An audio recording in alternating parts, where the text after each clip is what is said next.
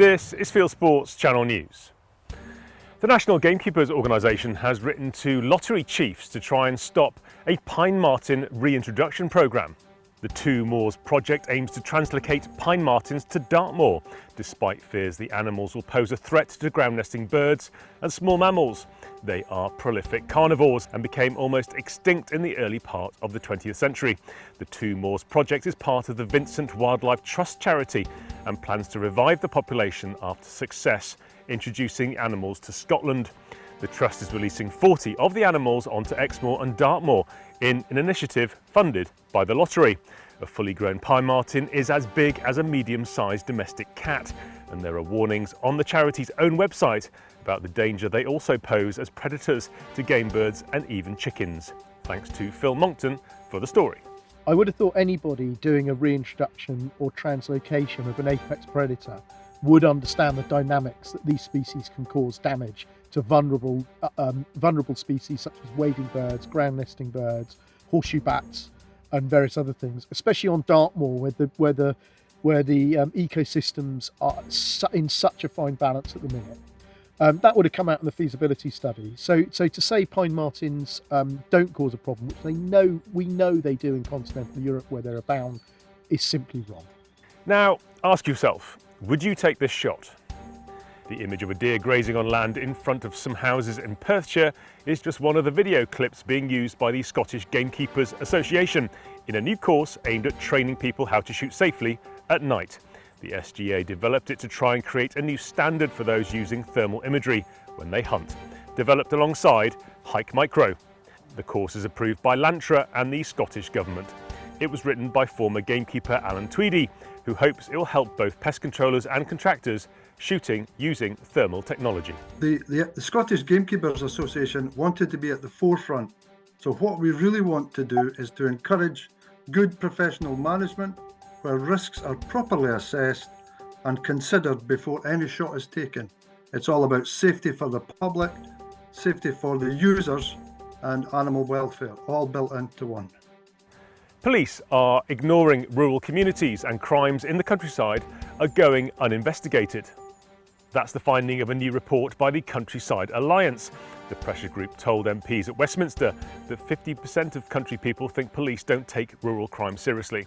More than a third of people who also answered a rural survey said they've been victims of crime such as poaching, livestock and machinery theft or fly tipping.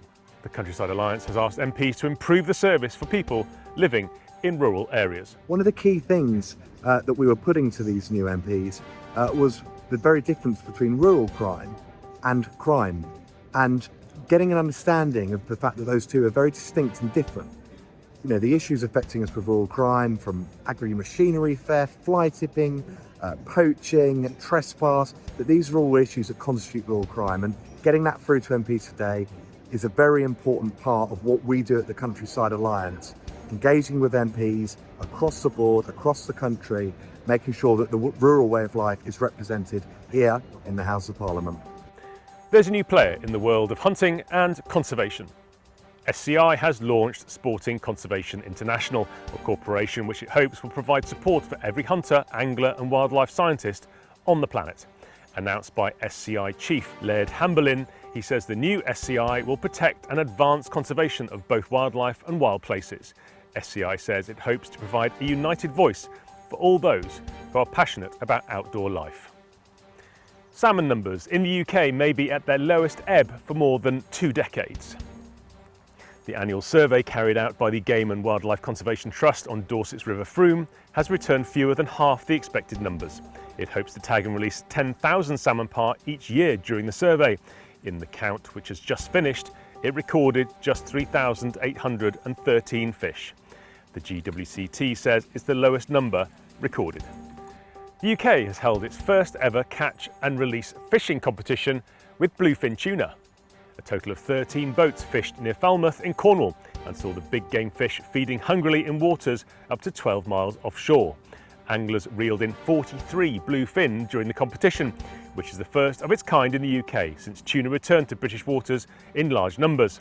David Mordecai from Devon landed the biggest fish of the event, measuring 83 inches. All the fish landed were safely released. Basque's Wildlife Fund has received an award for its contribution to wildlife conservation. Handed out by the European Federation for Hunting and Conservation, the award for excellent contribution to the FACE Biodiversity Manifesto recognises the Basque Wildlife Fund as the best fund for wildlife conservation. The fund has paid for wetland restoration and recovery in Gloucestershire on the Humber and Loch Erne.